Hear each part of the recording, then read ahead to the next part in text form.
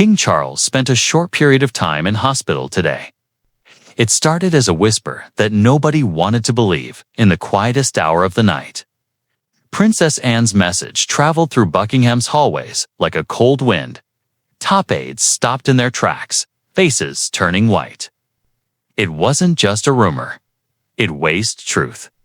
Something that couldn't be undone had happened. Something that would shake the royal family to its core and change the crown forever. Before we dive deeper into what this really means for the royal family, make sure to subscribe so you'd miss a single update. When that single message left Anne's mouth, the vibe of the palace changed. The steady sound of fancy shoes on marble floors faded away, replaced by a heavy silence. Time felt like it stopped, as if even the old clocks didn't want to tick forward. Palace workers looked at each other for answers that didn't exist. Their faces were pale in the dim hallway light. Every whisper was tense. Every look was a question. For hundreds of years, Buckingham had been rock solid. But now, even its walls seemed to hold their breath. Anne's words had never been rushed. She was not the type to gossip or blow things out of proportion. What she said was sharp, careful, and serious. When she spoke, people listened because she only spoke when staying quiet was no longer an option. That reputation made this moment even heavier. Whatever she had said carried serious weight. Those closest to her could feel it in their gut. This wasn't just a private family issue. It was something that threatened the very foundation of the monarchy. In the control center of royal operations, top aides gathered, their hands shaking as they dialed private phone lines. The late-night phone calls sounded like the ones usually matted during national emergencies. Every word was careful, every pause filled with fear. Nobody dared to guess out loud, but the tension in the room said everything. The king's health had gotten worse, and theftiture of the crown was now quietly in danger. Guards exchanged quick, nervous looks as messengers moved it through dark hallways with sealed envelopes and urgent instructions. The Queen's personal secretary left her office without saying why, her face calm, but her eyes tired and worried.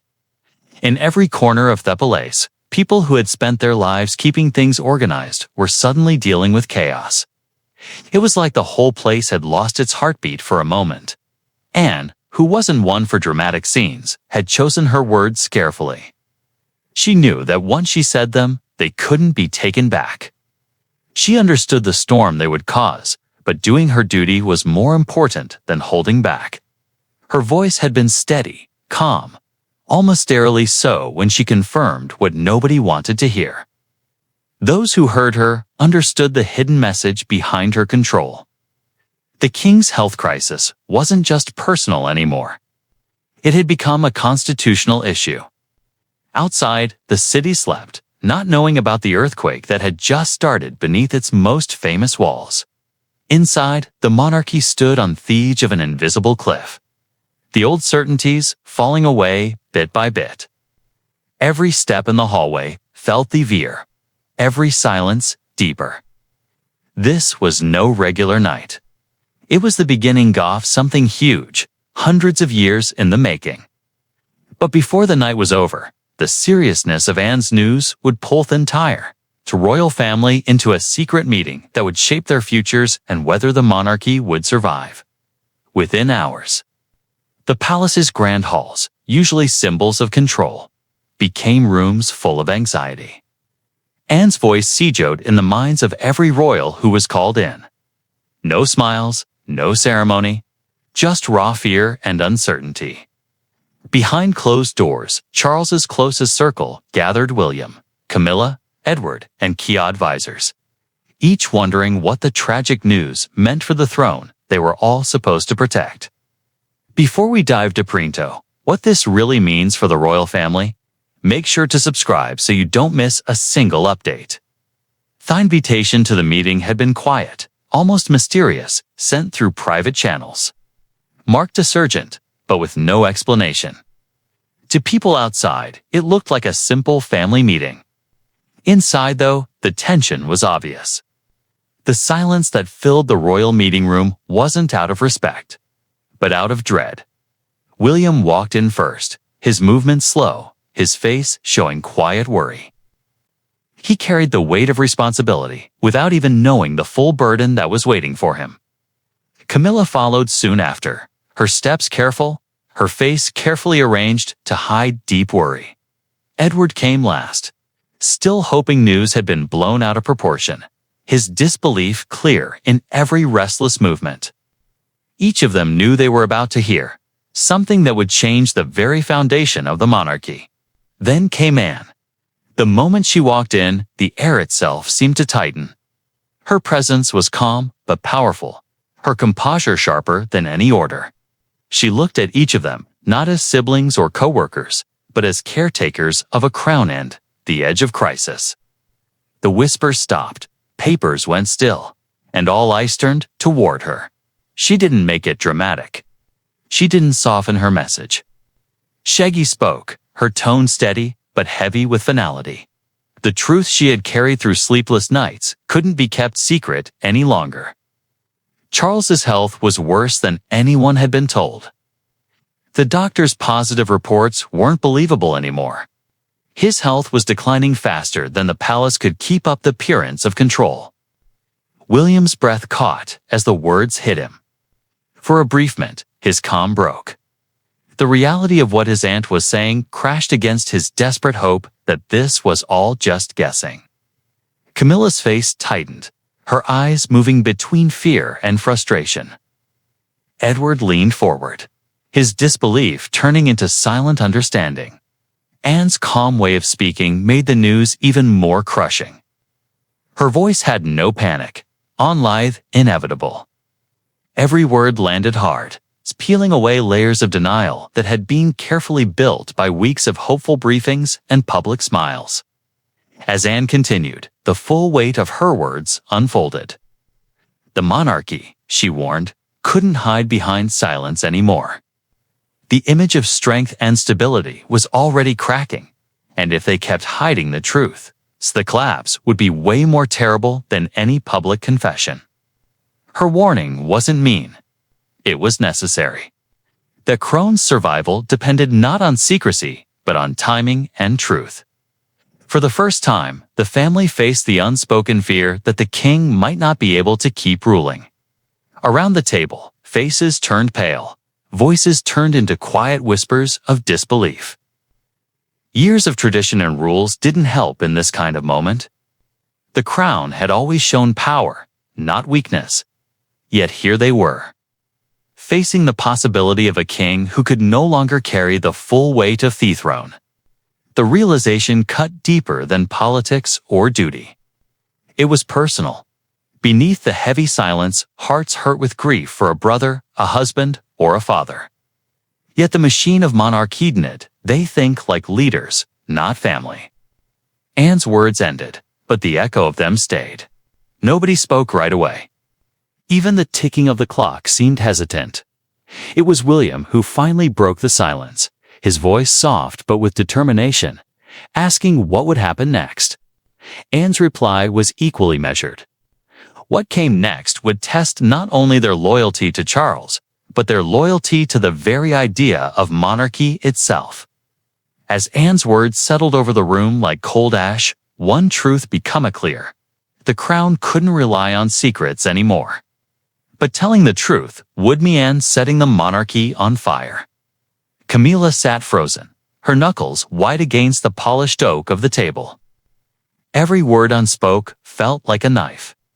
For years, she had fought for her spot through scandal, through public criticism. And now one diagnosis threatened to take everything away. Beneath her calm look, a storm was building. Fear, anger, and survival instinct crashed together in silence. Before we dive deeper into what this really means for the royal family, make sure to subscribe so you don't miss a single update. When the meeting ended and the doors closed, Camilla stayed in her seat, staring at nothing yet seeing everything. The faces around her, William's quiet shock, Edward's disbelief. Anne's sharp calm played through her mind like a haunting replay. She had spent decades fighting her way into this position, reshaping her image, redefining her purpose, convincing the world that she belonged beside the king. And now, in one crushing moment, Anne's words had destroyed years of careful rebuilding. The composure she had practiced for so long broke behind closed doors, showing what she never let the world see: fear. A raw, choking fear of losing not just power, but who she was.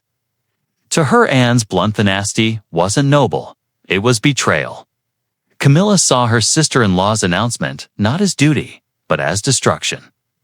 The timing, the tone, the bleak impact, it all felt like an attack. Why now? She asked herself again and again, her mind spinning through possibilities. Was this Anne's way to force her out? Was it a quiet power move dressed up as loyalty? The thought ate at her, twisting anxiety into anger. She had survived worse of public shame, decades of being hated. But this was different. This was internal. It wasn't the tabloids or the critics threatening her now. It was family. Her mind raced. Holes knew. Could the truth still be hidden? Her instincts, sharpened through years of dealing with royal politics, kicked in. She grabbed her phone, calling one trusted advisor after another. The conversations were short but heavy. Coded language, careful tones, hidden warnings. Each call ended with the same message. Stay calm, Your Majesty. Control the story. But coma's the one thing she couldn't find. The whispers had already started. Somewhere Samin had leaked parts of the truth, and once public curiosity caught fire, control became impossible. Alone in her private rooms, she went through every past memory that had once threatened her place. Diana's ghost framed the past. Public outrage during the early years, the uphill battle to acceptance. Every insult came back, sharper now than ever before. She had survived every criticism, rebuilt her image from nothing, and earned the crown through pure determination. But Anne's words, Anne's truth, had the power to undo all of it.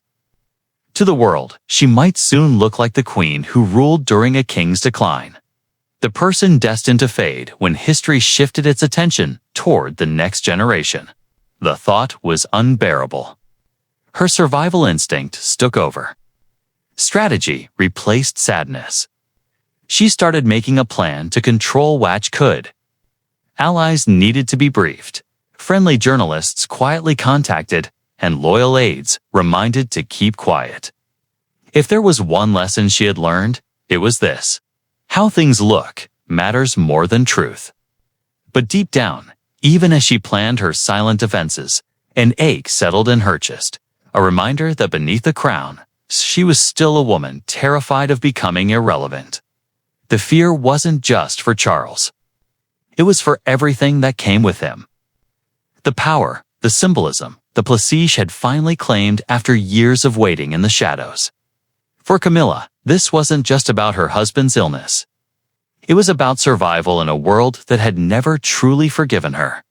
And as she sat in the dim silence of the night, one thought wouldn't leave her mind. If the king's strength failed, the queen's crown might fall with it. But while Camilla plotted to keep her throne, Anne was focused on something way more important: the crown's survival beyond feelings or fear.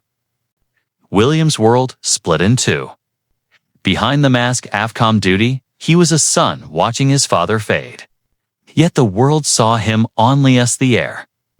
The weight of the throne pressed against his chest long before it touched his head. Every look at his father was a question he couldn't ask out loud. Was he ready to become what fate demanded, even if it meant losing the man he loved most? The silence that followed Anne's news haunted him. He had spent his life preparing for kingship, but never like this. The monarchy wasn't supposed to feel this fragile, and succession wasn't meant to come wrapped in sadness. To the world, the crown meant continuity. To William, it now felt like an inheritance of heartbreak. The split tore him apart, duty to his country, fighting violently with love for his father. He could smile in public, wave to crowds, and give calm assurances. But behind the palace walls, the mask fell apart. Each passing day felt like a countdown he hadn't agreed to start. In private moments, he turned to Catherine, the one person who could see through the mask. Their conversations were quiet, their words heavy with truth. Admitted that his biggest fear wasn't the crown itself, but taking over a monarchy on the edge of collapse. Catherine listened, staying calm and steady, but her eyes filled with quiet empathy. She understood how huge he faced was, how one wrong move could shatter not just a family, but an institution. She reminded him of his strength, but even her reassurances couldn't quiet the storm inside him. He was trapped between two identities, a loving son and a reluctant king. Anne's unwavering practicality only made his struggle worse. She was clear, focused, and firm. To her, the monarchy's survival mattered more than feelings. She spoke with the same certainty that had carried her through decades of royal service. But for William, her blunt realism felt like a demand to let go of his father before the world did. He admired her clarity, but hated how fast she was moving. Late at night, when the palace lights dimmed, he walked the floors of his private rooms. Exhausted, unable to sleep, and torn between heartbreak and duty. The walls echoed with his father's legacy, and every shadow seemed to whisper what was coming. In those lonely hours, Diana's memory became his guide and his curse. He could almost hear her voice reminding him to lead with heart, not with fear. Her lessons on empathy and courage shaped his instincts, but they also made the pain worse of watching history repeat itself. Another parent eaten up by the weight of the crown. The public loved the image of unity and strength, yet none could see the quiet sadness behind William's eyes. The monarchy demanded strength without emotion. Being human demanded tears. He was caught between both worlds, unsure which one would destroy him first. And still he knew heckled and wait forever. The kingdom was watching, waiting for its next chapter. His father's silence had become louder than any speech, and the pressure for answers grew each day. William's hesitation, however human, couldn't stop what was coming. The truth was already spreading through the halls of power, and no amount of holding back could contain it. But fate doesn't want for readiness. And before William could find clarity, the world forced the truth out into the open. It started with a single headline: Tragic health news for the king. Within minutes, every screen in Britain lit up with royal guessing games. Someone had leaked Anne's private confirmation. The palace's silence hattered, replaced by chaos, confusion, and betrayal.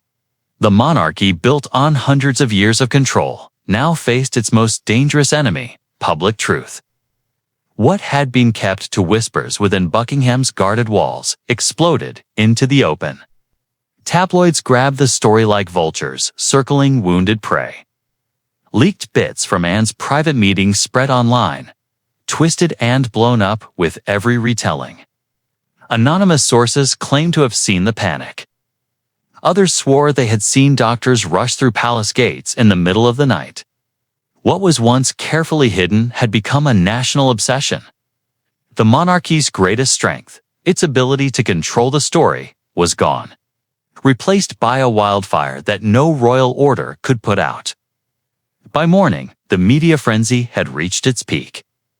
News anchors spoke in quiet, dramatic tones, each guessing about what the leak really meant. Words like stepping down, succession, and crisis filled every broadcast. Commentators debated constitutional rules as if preparing for the inevitable. Social media became a battlefield of fear, sympathy, and outrage. Within hours, decades of royal mystery were reduced to hashtags and guessing games. Behind palace gates, the family was in shock.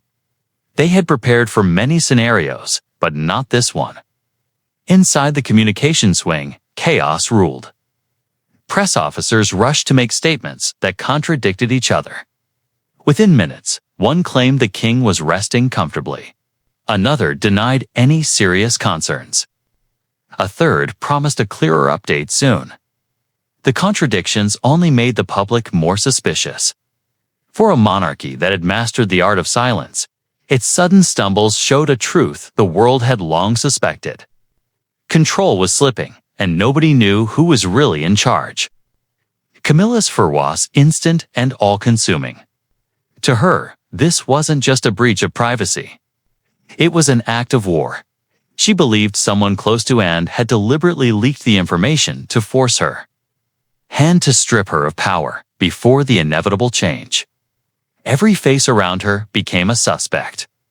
Hercule's two advisors got sharper, her tone colder. William, though, just wanted the truth. His frustration came not from anger, but from heartbreak. He demanded wars from aides who avoided his eyes, from palace workers who swore loyalty but gave nothing real. The walls of secrecy that had once protected them now trapped them in mutual suspicion. And then there was Anne, silent, strong, unshaken. While others scrambled to put out the flames, she stood in the center of the storm, refusing to deny what was already known. Her belief was simple. Lies would only make Thuo deeper. She had spent her life defending the monarchy through honesty and strength, not avoidance. To her, this wasn't a scandal. It was a reckoning. The truth, however painful, had finally escaped the palace's iron grip, and no amount of diplomacy could put it back. For hundreds of years, the royal family had been shrouded in mystery. Its tragedies softened by ceremony, and its flaws hidden behind golden doors. Now that veil was gone. What the world saw was not a monarchy of marble, but of flesh and weakness. The human beneath the crown had been exposed, and with that reveal came both empathy and danger. Britain no longer looked at its royal family as distant icons, but as a dynasty on the edge of collapse. The time for silence had ended. Now the nation demanded answers, and only one royal had the courage to give them. When Princess Anne stepped in front of the cameras, the air itself seemed to freeze. Her face showed the sadness of a sister and the authority of a leader. There would be no denial, no dodging. For the first time in modern memory, a royal spoke the truth without palace filters, and in her shaking honesty, Britain heard the heartbeat of a crown in crisis. The statement had been carefully timed, yet every moment leading up to it felt like history holding its breath. For hours, journalists gathered outside the palace, their cameras fixed on the doors that had long hidden royal secrets. When Anne finally appeared, she wasn't the distant Princess Royal the world knew. She was the living example of duty and heartbreak. Her voice, steady yet deeply human, carried the kind of weight that silenced even the most cynical watchers. She started by acknowledging the nation's growing concern, and with quiet clarity confirmed what the palace could no longer hide. The king's health, she said, was a matter of personnel courage and national importance. There was no spin, no comforting exaggeration, only truth. Her words hit hard. She didn't dwell on the medical details, and she didn't beg for sympathy. Instead, she spoke of resilience, the same resilience that had found the monarchy through hundreds of years of trouble. She reminded the public that the strength of the crown was not measured by the health of one man, but by the continuation of its purpose. In doing so, she pulled off what no press statement or spin doctor could. She transformed the monarchy's vulnerability into a moment of shared strength. For the first time in weeks, the public felt not confusion, but clarity. Yet beneath poise, every word cost her. The sadness in her tone showed more than protocol allowed. Those who listened closely could hear the pain of a sister turn between love and duty. Anne's entire life had been defined by control, by unwavering discipline. But today, her voice shook ever so slightly, showing the emotion she fought to hide. She didn't just speak as a royal. She spoke as a woman, watching the slow decline of her brother. A king whose crown had started toey, heavier than his strength could handle. The contrast between her composure and the pain behind it made the memento forgettable. And though her speech reassured millions, it carried a quiet message that few could miss. Her wording, careful and measured, hinted at change. She spoke of continuity, of the importance of preparing the next generation for leadership. She never mentioned William by name, but the meaning was unmistakable. The era of Charles was nearing its end, and the world was being gently prepared to welcome its next king. The press saw her words as a masterstroke of diplomacy. The palace, though, understood the deeper meaning. Anne had not only confirmed a crisis, she had set the stage for succession. The immediate reaction was overwhelming. Across Britain, her honesty softened hearts that had grown skeptical. Critics who once accused the royals of arrogance now praised her honesty. For a brief moment, the crown felt human again. But within the palace, the aftermath was far from peaceful. Behind the scenes, tension simmered. Anne's announcement had been necessary, but not everyone agreed it had been hers to make. Whispers of strategy and blame spread through hallways that once echoed with unity. And at the center of that growing Goonies stood Camilla, quiet, composed, but burning with fury. While the world praised Anne's dignity, the power struggle within the palace was only beginning, and Camilla was not about to go quietly. Inside the palace, calm statements hid chaos. To Sedesno stood divided, not over love or loyalty, but legacy. Camilla's group fought to keep the illusion of stability, while Anne and William tried to prepare for change. Every whispered conversion, every closed-door meeting carried the weight of the throne. And in the center of it all, one decision would soon define the monarchy's future forever. The palace had always prided itself on control, on the ability to create the perfect image, even during disaster. But now that mastery was slipping. The leak had broken the illusion of unity, and what had started as quiet concern had turned into open strategy. Behind perfectly worded press releases and polite smiles, two opposing forces were gathering strength. Camilla's advisors, experienced in political games, urged her to fight. Tatham, admitting how serious Charles's condition was, would invite chaos. Their message was simple: protect the Queen's image at all costs. Every public appearance, every statement was supposed to show strength, not vulnerability. Camilla listened carefully, her mind already figuring out how to keep what she had built through years of resistance and reinvention. Meanwhile, Anne and William worked with a different belief. They understood that denial would only delay the inevitable. The monarchy couldn't survive if it looked like it was clinging desperately to the past. In their private meetings held away from the palace's usual hallways, they discussed backup plans, how to prepare, how to manage the change without spectacle, how to make sure that when the shift came, it would look dignified, not desperate. Their tone was serious but clear. They weren't plotting a takeover, they were protecting continuity. Yet to Camilla's supporters, it looked like a rebellion disguised as duty. Tapids, once unified by routine, were now divided by different beliefs. Some wanted to use the ancient regency rules, transferring limited powers to William while letting Charles keep his title. Others feared such a move would cause public panic and political interference. The debate got heated behind closed doors, but nobody dared speak openly beyond the inner circle. Even the most loyal staff could feel the walls closing in, the tension vibrating beneath every formal exchange. Loyalty, once the palace's most dependably set, was now a question mark. Outside, political figures started to take a quiet notice.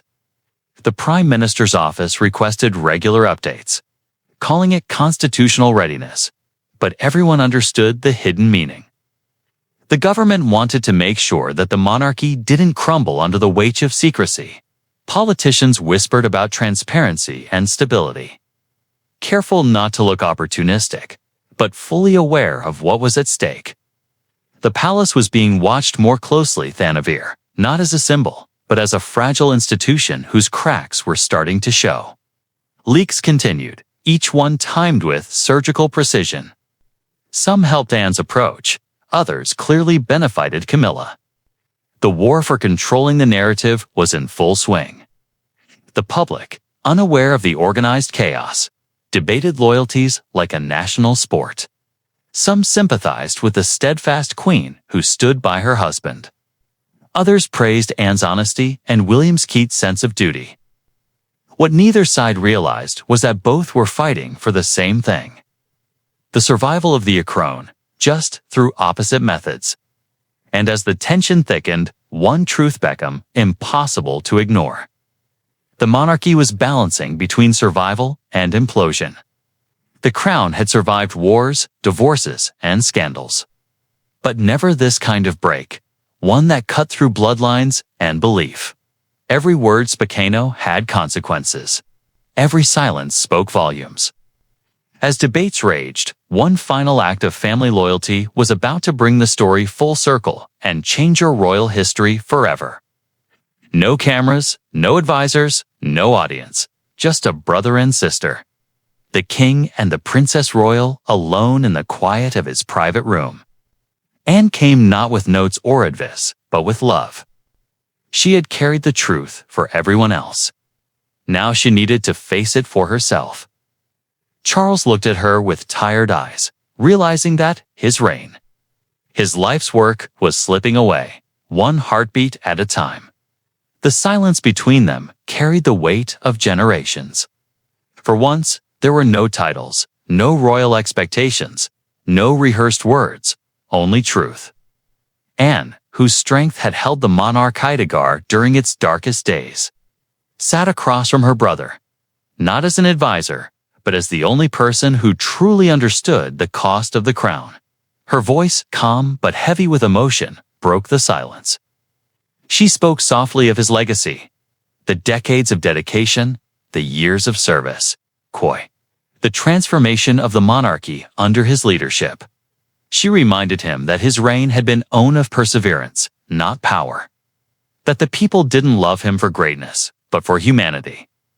The monarchy was still standing because he had carried it through storms nobody else could have survived. Charles listened, the tension in his shoulders easing as her words reached him.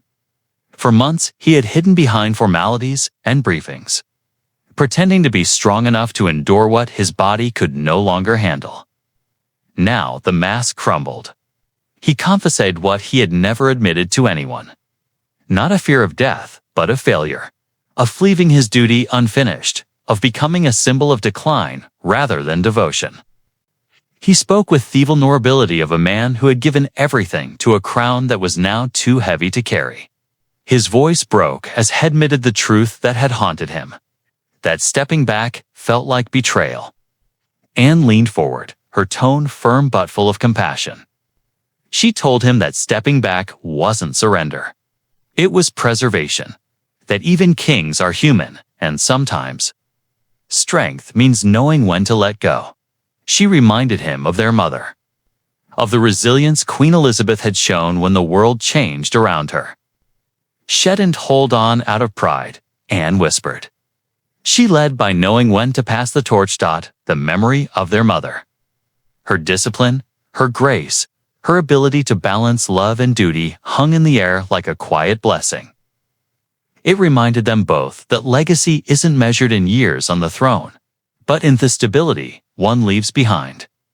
For the first time in his reign, Charles allowed himself to grieve not as a monarch, but as a man. The tears he had held back for so long finally came, not out of weakness, but out of release. The room filled with a silence so deep it said more than words ever could. In that stillness, Anne understood what no public statement could ever express. The goodbye had already begun. This was not a political decision or a constitutional formality. It was a human surrender, a moment where history and heart crashed together. When Anne stood to leave, neither spoke. They didn't need to. Their silence was the final acknowledgement, the unspoken acceptance that the monarchy was about to change forever. It was the end of one chapter and the fragile beginning of another. And as dawn broke over Buckingham Palace, the monarchy prepared to do what it had done for hundreds of years: survive, evolve, and endure. The world woke up to a new kind of monarchy, one shaped not by ceremony, but by vulnerability. Anne's courage, Charles's humility, and William's silent strength redefined what the crown meant in a changing age. It was no longer about one man's reign, but a family's strength through tragedy. The crown had bent, but it had not broken. When the official palace statement was released, it was both shocking and graceful in its simplicity. It confirmed what many had already sensed, but didn't dare to say out loud. That king would be stepping back from his public duties for an indefinite time. The words were carefully chosen, each syllable balancing empathy with tradition. They didn't speak of quitting or giving up the throne, but of rest, renewal, unduty shared. In truth, it was an elegant acknowledgement of reality. The torch had not been grabbed. It had been passed quietly, respectfully within the family itself. The monarchy, for all its formality, had chosen humanity over perfection. The change that followed was subtle, yet deep. William started appearing more often at official events, his composure mirroring his father's, but with a freshness that stirred public confidence. Every gesture, every word he spoke carried throughout of both heritage and hope. He didn't try to replace his father, but to honor him, showing the promise that continuity wasn't the enemy of change. Catherine stood beside him, her quiet grace bringing warmth to a monarchy that had often felt cold and distant. Together, they showed the stability the nation longed for. A reminder that even as crowns shift, purpose lasts. Camilla, meanwhile, stepped back from the relentless glare of public life. Her presence became quieter. Her focus redirected toward private causes and away from the spotlight she had once fought to survive in. For her, it was not defeat. It was survival. The Queen, who had weathered decades of criticism, chose to preserve her dignity through silence, while her influence within palace walls remained. Her public absence marked an unspoken acknowledgement that history was already moving forward. She had played her part in the story. Now she would watch as the next generation took its place in history's unstoppable march. And through it all, one figure stood as the moral pillar of the moment. Princess Anne, the woman who had spoken when others hesitated, who had carried the weight of truth in its rawest form, now became the quiet symbol of resilience. Her name filled headlines, not with scandal, but with respect. To the British people, she represented the honesty they had long wanted from their royals. A voice that didn't hide behind protocol, but spoke from conviction. In her, they saw not only a princess, but a guardian of legacy, the bridge between past and future. Public opinion shifted almost overnight. The outrage, suspicion, and exhaustion that had once surrounded the monarchy softened into something gentler: understanding. For the first time in decades, the royals felt human. Their struggles mirrored those of the nation they served. Aging parents, heavy burdens, and the courage to confront inevitable change. The spectacle thought had once defined them gave way to sincerity. The monarchy, stripped of illusion, had rediscovered its heart. As Britain settled into this new chapter, a quiet unity spread across the land. The tragedy that had started as a crisis had become an awakening. The institution that once stood apart from its people stood among them. Imperfect, evolving, yet enduring. The crown's strength no longer came from untouchably greatness, but from its willingness to adapt, to feel, to bend without breaking. And as Princess Anne looked out over the palace courtyard, she understood the truth that history would remember.